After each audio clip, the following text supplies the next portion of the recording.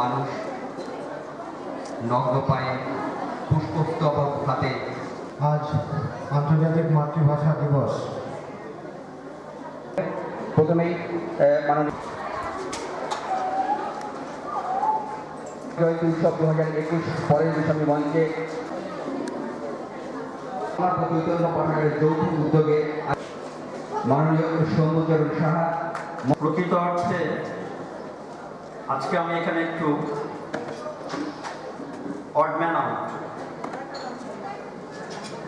বিশেষ কোনো কারণে আমি হয়তো এখানে এসে পড়েছি, কিন্তু এই আন্তর্জাতিক মাতৃভাষা দিবস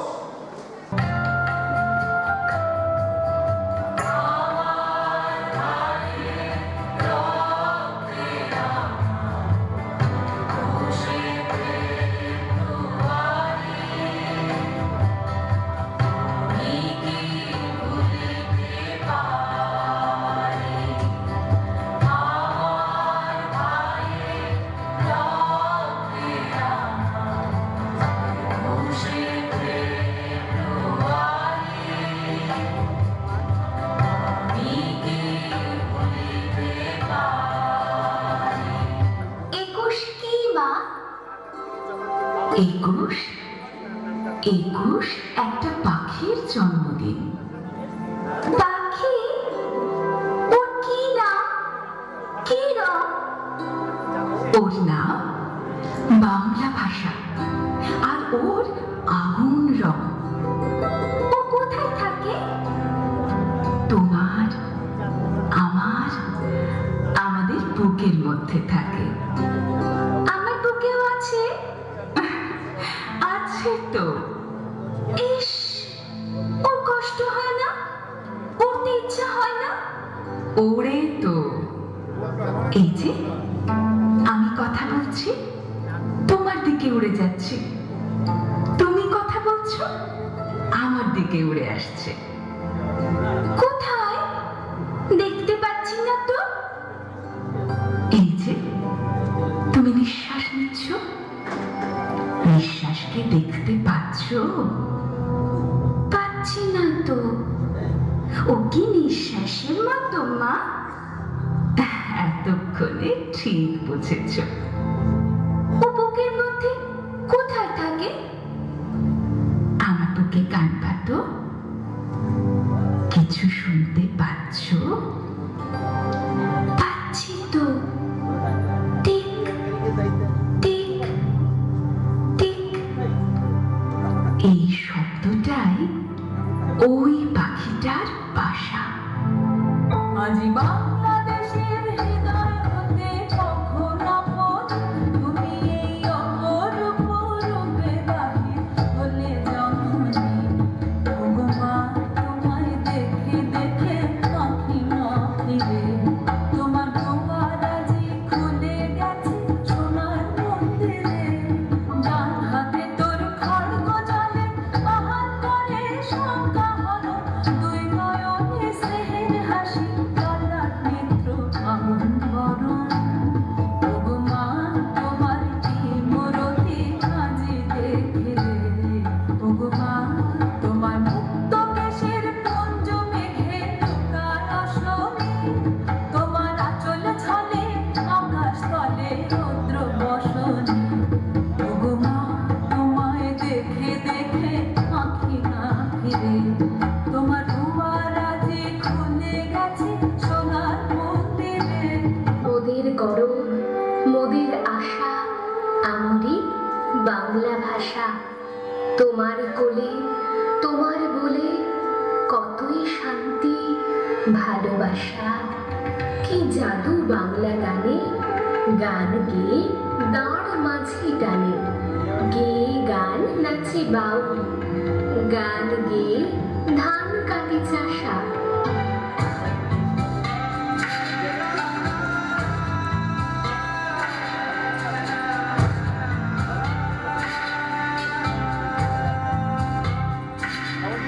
আমি বাংলার গান গাই, আমি বাংলায় গান গাই, আমি আমার আবেগে চিরদিন সেই বাংলায় চেয়ে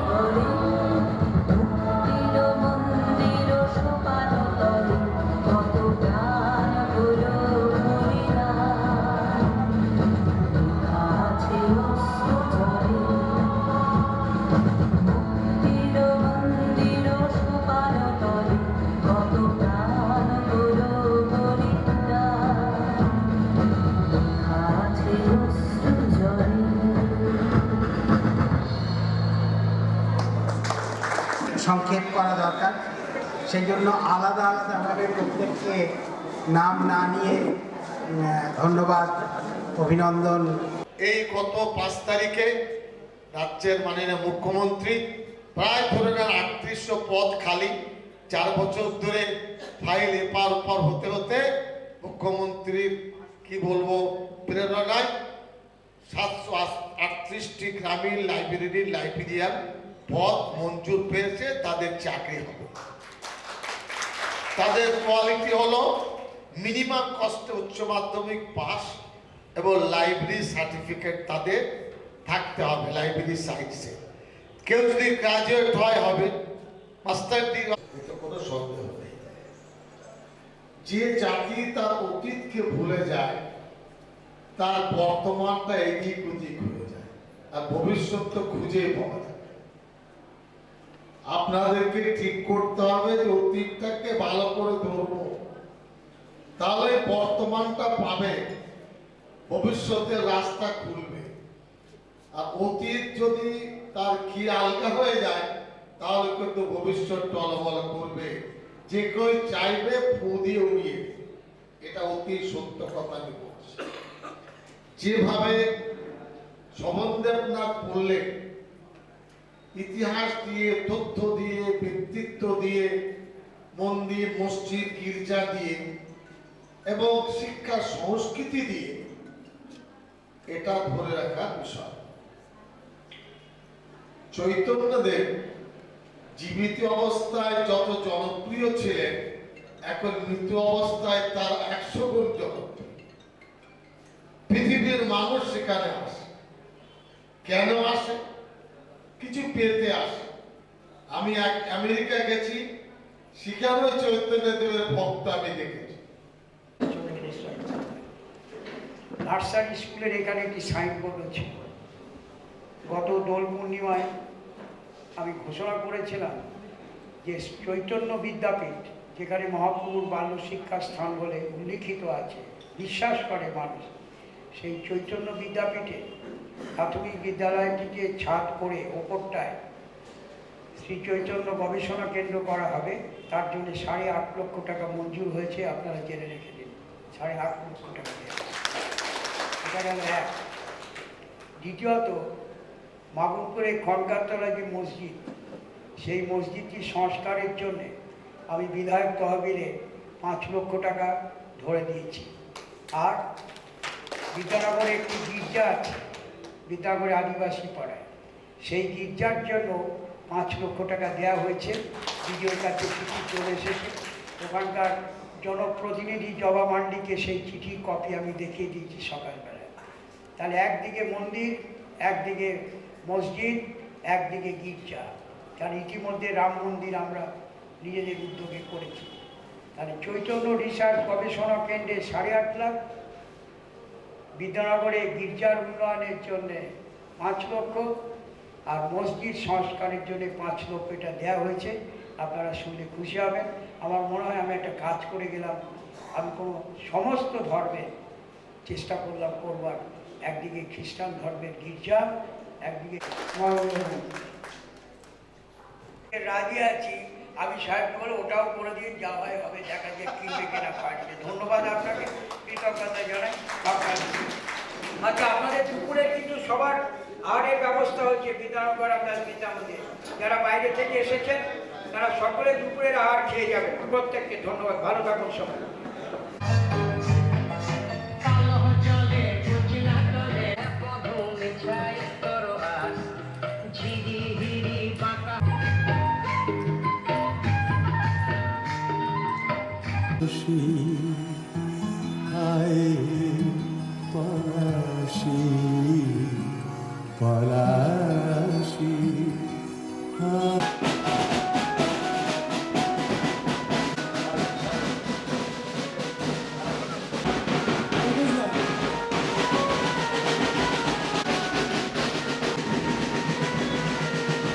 থেকে 21শে ফেব্রুয়ারি পর্যন্ত। আজকে তার প্রথম দিন। স্বভাবতই এই কর্মসূচির মধ্যে আমাদের ক্লাবের পতাকা উত্তোলন আছে, জাতীয় পতাকা উত্তোলন, প্রদীপ প্রজ্বলন, তারপরে এই ক্লাবের জন্মলগ্ন থেকে যারা ছিলেন, যাদের আমরা হারিয়েছি, তাদের প্রতি শ্রদ্ধা জ্ঞাপন। আমরা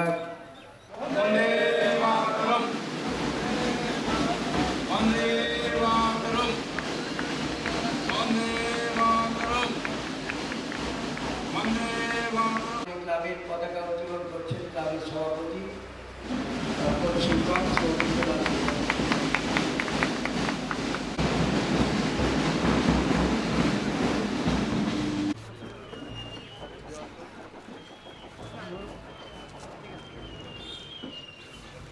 প্রদীপ প্রজ্বলিত হলো আমাদের ক্লাবের সভাপতি অমৃতলাল।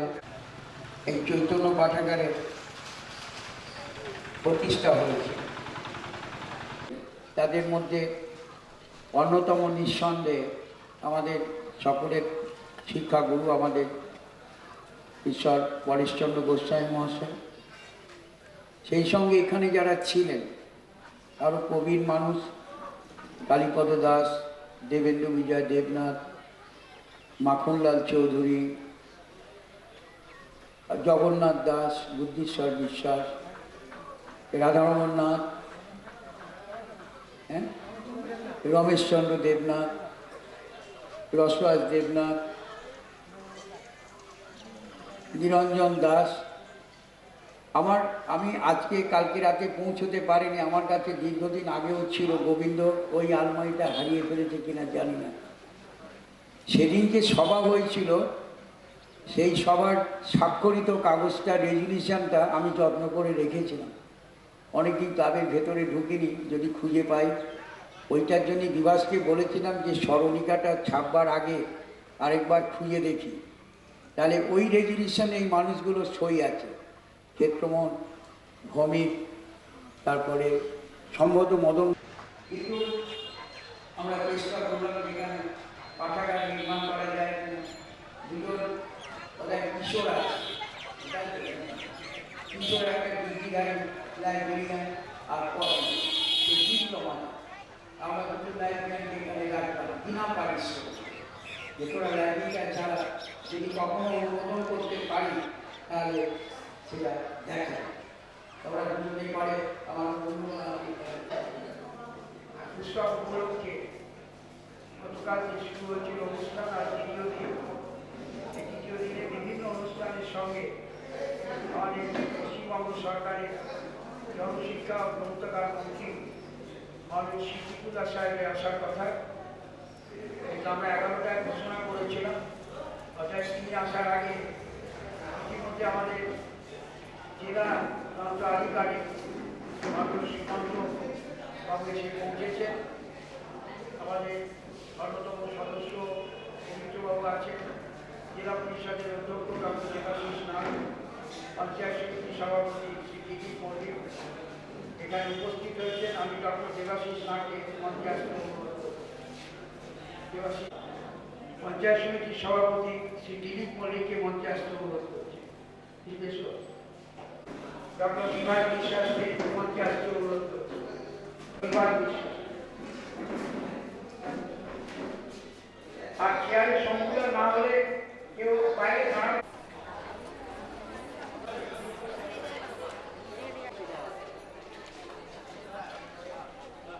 কি আঁকছো তুমি? কি আঁকছো? কি নাম তোমার? সৌমিনী দাস।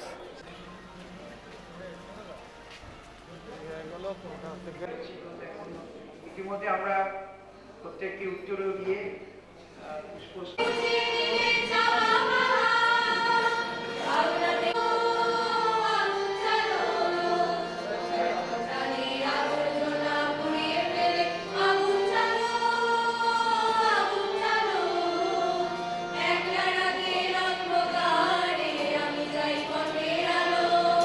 ছিলাম আমাদের পশ্চিমবঙ্গ সরকারের জনশিক্ষা গ্রন্থাগার বিভাগের ভারপ্রাপ্ত মন্ত্রী মাননীয় সিদ্দিকুল্লাহ চৌধুরী সাহেব ইতিমধ্যে এসে পৌঁছেছেন।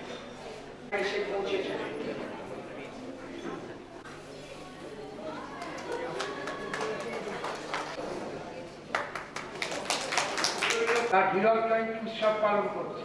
গতকাল থেকে শুরু হয়েছে। গতকাল একটি শোভাযাত্রার মধ্যে দিয়ে আমরা বিদ্যানগর জয়রাম দাস বিদ্যা মন্দির প্রাঙ্গণে সেখানে অনুষ্ঠান করেছি। আজকেও ওর প্রসিদ্ধ ক্লাব আছে, একটি নাদনদাস সাংস্কৃতিক সংঘ, একটি সমুদ্রগড়ের প্রগতি সংঘ, শ্রীরামপুরের তরুণ সংঘ, জাহাননগরের সবুজ সংঘ আছে। তার জন্য সেই গ্রামের নাম বাবু।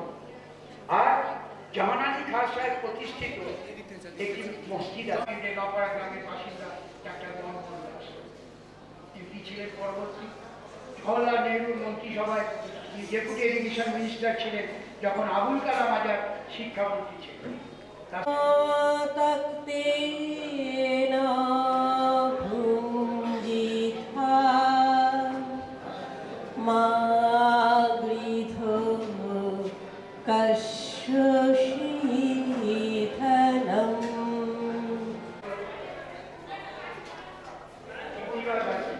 আপনারা বসে সবাই লাভ বলে সমস্ত লাভ করে।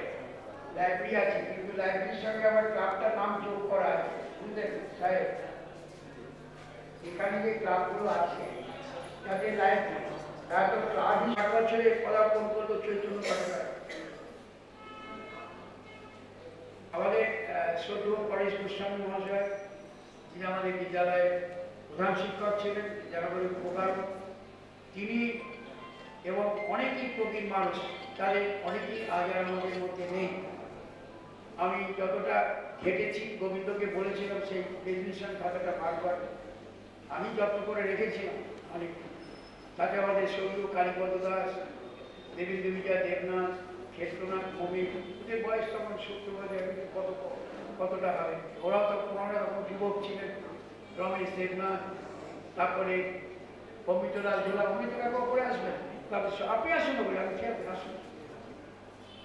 আমাদের ক্লাবের সভাপতি প্রাক্তন শিক্ষক আছে হাই স্কুলে, অমিতলাল ঝোলা, নদিয়ারঞ্জন চৌধুরী, আরো অনেকে আছে। তারা মিলে একটি ক্লাব করেছে।